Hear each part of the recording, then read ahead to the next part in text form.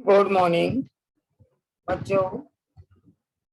आज हम पाठ 8 समझेंगे, जिसका नाम है ईर्ष्या तून गई मेरे मन से। प्रस्तुत पाठ में बच्चों ईर्ष्या यानी जलन तून गई मेरे मन से रामधारी सिंह दिनकर का ईर्ष्या संबंधी मनोविकार पर आधारित निबंध है। इसमें ईर्ष्या की उत्पत्ति, ईर्ष्या का जन्म, प्रभाव आदि का वर्णन करते हुए बताया गया है कि यह बड़ी ही घातक, खतरनाक, हानिकारक होती है। अतः इसमें सदैव हमें इससे बच के रहना चाहिए। लेखक ने व्यवहारिक पक्ष का पुट यानी साक्ष्य यानी प्रूफ देते हुए इस विषय को बड़ी ही रोचक एवं प्रभावी बना दिया है। मेरे घर के दाहिने और एक वकील साहब रहते हैं जो खाने पीने में अच्छे हैं। दोनों को दोस्तों को भी खूब खिलाते हैं और सभा सोसाइटियों में भी काफी भाग लेते हैं। बाल बच्चों से भरा पूरा परिवार है। नौकर भी सुख देने वाले, पत्नी भी अत्यंत मृदुभाषणी, मीठा बोलने वाली। भला एक सुखी मनुष्य को और क्या चाहिए? लेकिन मनुष्य की इच्छाएं जो अनंत होती हैं, लालसा एक के बाद एक की पूर्ति होती जाती है और उसे के मन में दूसरी जन्म लेती जाती है। उसकी इच्छाओं की पूर्ति कब तक? अनंत है, कोई अंत नहीं होता है इनका। मगर वे सुखी नहीं है। उनके भीतर कौन सा दाह, जलन, कष्ट है, इसे भी भली भांति जानता हूं। दरअसल उनकी बगल में जो श्रीमान बीमा एजेंट हैं, उनके वैभव की वृद्धि से वे वकील साहब का कलेजा जलता रहता है। वकील साहब को भगवान ने जो कुछ भी दे रखा है वह उनके लिए काफी नहीं दिखता। ये इस चिंता में बुने जा रही हैं कि काश एजेंट की मोटर, उसकी मासिक आय और उसकी तड़प भरी हुई जिंदगी भी मुझे यानी मेरे जैसी हो जाए। ईर्ष्या का यही अनोखा वरदान है कि जिस मनुष्य के हृदय में ईर्ष्या घर बना लेती है, वह उन चीजों के आनंद से वंचित हो जाता है जो उसके पास मौजूद है। उससे वो खुश नहीं होता, बल्कि उन वस्तुओं से दुख उठाता है जो दूसरों के पास है। वह अपनी तुलना दूसरों के साथ करता है और इस तुलना में अपने पक्ष के सभी अभाव उसके हृदय पर दंश मारते हैं, दाह मारते हैं। दंश के इस दाह को भोगना कोई अच्छी बात नहीं है, मगर ईर्ष्यालु मनुष्य करे भी तो क्या? आदत से लाचार होकर उसे ये वेदना भोगनी पड़ती है। एक उपवन को पाकर भगवान को धन्यवाद देते हुए उसका आनंद नहीं लेना और बराबर इस चिंता में निमग्न रहना कि इससे भी बड़ा उपवन क्यों नहीं मुझे मिल जाता। एक ऐसा दोष है जिसे ईर्ष्यालु व्यक्ति का चरित्र भी भयंकर होता है। अपने अभाव पर दिन रात सोचते सोचते वह सृष्टि की प्रक्रिया को ही भूल जाता है।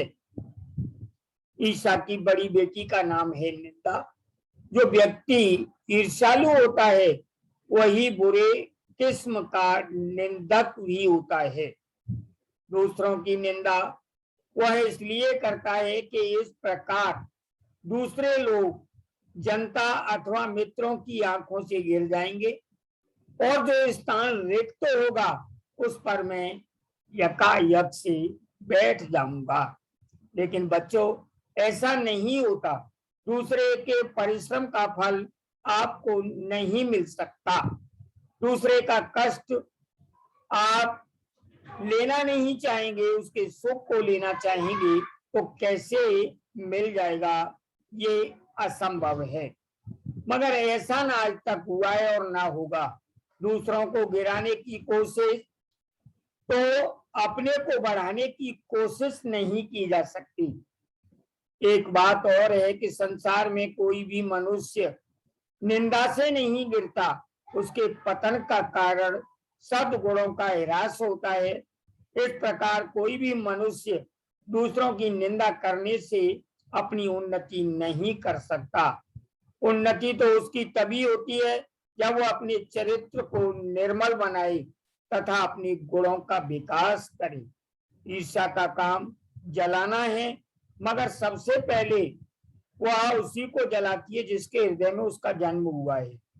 आप भी ऐसे बहुत से लोगों को जानते होंगे जो ईर्ष्या और द्वेष की साकार मूर्ति होते हैं और जो बराबर इस फिक्र में लगे रहते हैं कि कहाँ सुनने वाला मिले और अपने दिल का गुस्सा, गुबार, जलन उसके सामने निकालने में लग जाए।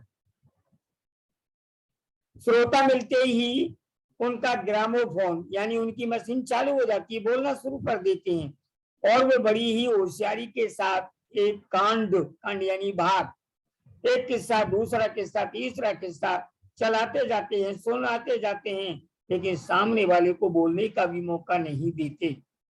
वे समाज का कल्याण छोड़कर उनका और कोई ध्यान नहीं होता। जरा उसके अपने इतिहास को देखिए और समझने की कोशिश कीजिए, प्रयास कीजिए कि जब से उन्होंने इस सुकर्म का आरंभ किया, नाम तो यहाँ सुकर्म दिया है लेकिन उनका ये कुकर्म कहलाएगा, तब से वे अपने क्षेत्र में आगे बढ़े हैं या पीछे हटे हैं। यह भी कि यदि वे निंदा करने में समय शक्ति हुए अपने ज्ञान का ह्रास न करते, अपव्यय न करते, तो आज उनका स्थान कहाँ होता। चिंता को लोग चिता कहते हैं। वैसे कायदे के लिए तो इसमें एक बिंदी का अंतर है। चिंता में व्यक्ति धीरे धीरे जलता है और धीरे धीरे तिल तिल पड़ता रहता है। चिता में जो मृत शरीर को दी जाती है एक बार में जलकर खत्म हो जाती है। जिसे किसी प्रचंड चिंता में पकड़ लिया हो उस बेचारे की जिंदगी ही खराब हो जाती है। किंतु ईर्षा शायद चिंता से भी बदतर होती है, क्योंकि वह मनुष्य के मौलिक गुणों को ही कुंठित बना डालती है। उसने सोचने की शक्ति चली जाती है, विवेक शून्य हो जाता है, वो अच्छा बुरा नहीं पहचान पाता। मृत्यु शायद फिर भी श्रेष्ठ है, पर मृत्यु क्यों श्रेष्ठ है कि व्यक्ति मर जाने के बाद कोई चिंता की बात नहीं है, ना किसी का भला न किसी का बुरा। इसके लिए हमें अपने गुणों को कुंठित बनाकर जीना पड़े। चिंता दग्ध व्यक्ति समाज की दया का पात्र है, किंतु ईर्षा से जला भुना आदमी जहर की चलती फिरती एक गठरी के समान होता है, जो हर जगह वायु को दूषित कर देती है, गंदा कर देती है। बच्चों, इससे जब तक बचा जा सके बचना चाहिए। ईर्षा मनुष्य का चारित्रिक दोष ही नहीं। चारित्रिक दोष कहाँ से आया? प्रत्युत इससे मनुष्य के आनंद में भी बाधा पड़ती है, क्योंकि हर समय वो इसी चिंता में लगा रहता है कि सामने वाले की बुराई करने का मौका मुझे कम मिलेगा। मनुष्य के हृदय में ईर्ष्या का उदय होता है। सामने सुख उसे मध्यम यानी हल्का धीमा दिखाई देने लगता है। पक्षियों के गीत में उन्हें जादू नहीं दिखाई देता, फूल का मुस्काना उन्हें अच्छा नहीं लगता, मानो वे सब देखने के योग्य ही नहीं है, उनके काबिल नहीं है। आप कहेंगे कि निंदा के बाण से अपने प्रतिद्वंदियों को वेद कर हंसने में एक आनंद है। नहीं, ये आनंद नहीं है, ये थोड़ा सा क्षणिक समय का आनंद है जो व्यक्ति को स्वयं सांत्वना देता है, लेकिन सामने वाले को नहीं।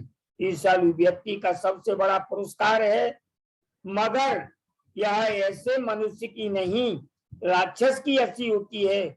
और यह आनंद भी दैत्यों का आनंद होता है।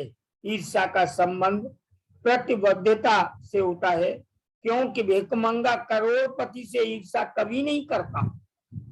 यह एक ऐसी बात है जो ईर्ष्या के पक्ष में भी पड़ जा सकती है, क्योंकि प्रतिद्वंदियों से मनुष्य का विकास नहीं होता। विद्वता है आप पर, अच्छी बात है, उसका सदुपयोग कीजिए, किंतु अगर आप संसार व्यापी सुयश चाहते हैं तो अपने रसेल के मतानुसार शायद नेपोलियन से स्पर्धा करेंगे, मगर याद रखिए कि नेपोलियन भी सीजर से स्पर्धा करता था, सीजर सिकंदर से और सिकंदर हरकुलस से। देखिए, तुलना करना कोई बुरी बात नहीं है, लेकिन उसको नकारात्मक सोच के साथ नहीं करना चाहिए। जो व्यक्ति नकारात्मक भावना पैदा कर लेते हैं वो कभी किसी का भला कर ही नहीं सकते, हमेशा वो उनकी कमियों में लगे रहेंगे। ईर्ष्या का एक पक्ष सचमुच ही लाभदायक है। हो सकता है जिसके अधीन हर आदमी, हर जाति और हर दल अपने को अपने प्रतिद्वंदी का समकक्ष बनाना चाहता है, किंतु यह तभी संभव है जबकि ईर्ष्या से जो प्रेरणा आती है वह रचनात्मक हो। अक्सर तो ऐसा होता है कि ईर्ष्यालु व्यक्ति यह महसूस करता है कि कोई चीज जो उसके भीतर नहीं है, कोई वस्तु है जो दूसरे के पास है, किंतु वह यह नहीं समझता कि इस वस्तु को प्राप्त कैसे करना उचित है, और गुस्से में आकर वह अपने पड़ोसी, मित्र, समकालीन व्यक्ति को अपने से श्रेष्ठ मानकर उससे जलने लगता है, जबकि ये लोग भी अपने आप से शायद वैसे ही असंतुष्ट हों। आपने यही देखा होगा कि शरीफ लोग यह सोचते हुए अपने सिर खुजलाता रहता है कि फला आदमी मुझसे जलता है, मैं तो उसका कुछ नहीं बिगाड़ा, और अमुक व्यक्ति इस कदर निंदा में क्यों लगा हुआ है। सच तो यह है कि मैंने सबसे अधिक भलाई उसी की है। वे सोचते हैं मैं पाक साफ हूं, मुझ में किसी व्यक्ति के लिए दुर्भावना नहीं है। यदि अपने दुश्मनों की भी भलाई ही सोचा करता हूं, फिर ये लोग मेरे पीछे क्यों पड़े हुए हैं, मुझ में कौन सा ऐब है, कौन सा दोष है, जिसे दूर करके मैं इन दोस्तों को चुप कर सकता हूँ। ईश्वरचंद्र विद्यासागर जब इस तजुर्बे से होकर गुजरे तब उन्होंने एक सूत्र कहा था, तुम्हारी निंदा वही करेगा जिसकी तुमने भलाई की हो, उसके साथ अच्छा किया हो, लेकिन वो तुम्हारी निंदा करना है, करता है, करने दीजिए। नींद से जब इस कूचे से होकर निकला तब उसने जोर देकर ठहाका लगाया और कहा, यार ये तो बाजार की मक्खियां हैं जो अकारण हमारे चारों ओर भिन भिनाया करती हैं। निंदा करने वाले को करने दीजिए, आप अपना काम कीजिए, अपना कर्तव्य कीजिए, अपने मार्ग पर चलते जाइए। ये सामने प्रशंसा और पीठ के पीछे निंदा किया करते हैं, करने दीजिए। हम इनके दिमाग में बैठे हुए हैं, ये मक्खियां हमें भूल नहीं सकती, ये हमसे डरती हैं और हम पर ही शंका करती हैं। ये मक्खियां हमें सजा देती हैं, हमारे गुणों के लिए ये एक ऐसा ऐब है जो हम माफ कर देते हैं, लेकिन सामने वाला नहीं, क्योंकि बड़े से बड़ा ऐब कम करने से उनकी शान चली जाती है, जिस शान का स्वाद लेने के लिए वे मक्खियां तरस रही हैं। जिनका चरित्र उन्नत है, जिनका हृदय निर्मल है, विशाल है, वे कहते हैं इन विचारों की बातों से चिढ़ने में कोई फायदा नहीं है। बच्चों, हम इस पाठ से ये शिक्षा लें कि हमारे जीवन में इस प्रकार की कोई समस्या तो पैदा नहीं है। हमें उनके साथ मनमन साहब का बर्ताव करना है। वे करते हैं, करने दीजिए। जब भी समझते हैं कि हम उनसे घृणा करें, हमारा अधिकार नहीं कि हम उनसे घृणा करें। हम चाहे उनका जितना उपकार करें, बदले में आकार ही मिलेगा। उपकार का रिजल्ट उपकार में देने वाले लोग समझ लीजिए कैसे होते हैं। दरअसल हम जो उनकी निंदा का जवाब न देकर चुप्पी साध लेते हैं, ये भी गलत बात है। उसे भी हमारा अहंकार समझते हैं। उसी तो तब हो सकती है जब हम उनकी धरातल पर उतरकर उनके छोटेपन के भागीदार बन जाएं। नहीं बनेंगे। सारे अनुभवों का निचोड़ कर नीत्शे ने दूसरा सूत्र कहा, आदमी में जो गुण महान समझे जाते हैं, उन्हीं के चलते लोग उनसे जलते भी हैं। तो ईर्ष्यालु लोगों को बचाने का क्या उपाय है? नीत्शे का कहना है कि बाजार की मक्खियों को एकांत में छोड़ करके भाग जाइए। जो भी कुछ अमर तथा महान है, उसकी रचना और निर्माण बाजार तथा स्वयं से दूर रहकर किया जा सकता है, लेकिन भीड़ में नहीं। जो लोग नई मूल्यों का निर्माण करने वाले होते हैं, वे बाजार में नहीं बसते, वे शोहरत के पास भी नहीं रहते। जहां बाजार की मक्खियां नहीं मिलमिलाती, वह जगह एकांत है। यह तो हुआ ईर्ष्यालु लोगों से बचने का उपाय। किंतु ईर्ष्यालु से आदमी कैसे बच सकता है? ईर्ष्या से बचने का उपाय मानसिक अनुशासन है। जो व्यक्ति ईर्ष्यालु स्वभाव का है, उसे फालतू बातों के बारे में सोचने को छोड़ देना चाहिए। बच्चों, इस प्रकार से हमने इस पाठ के माध्यम से, अर्थात रामधारी सिंह दिनकर द्वारा जो हमारे सामने एक उपाय हमें सुधरने का मौका दिया, इसके कविता पाठ के माध्यम से उस पाठ का अनुसरण करते हुए हमें अपना तरीका बदल देना चाहिए। अपनी जिज्ञासाओं को रोक लेना चाहिए। उतना मांगो जितनी आपकी आवश्यकता है। एडवांस में मांगने की कोई आवश्यकता नहीं है। धन्यवाद।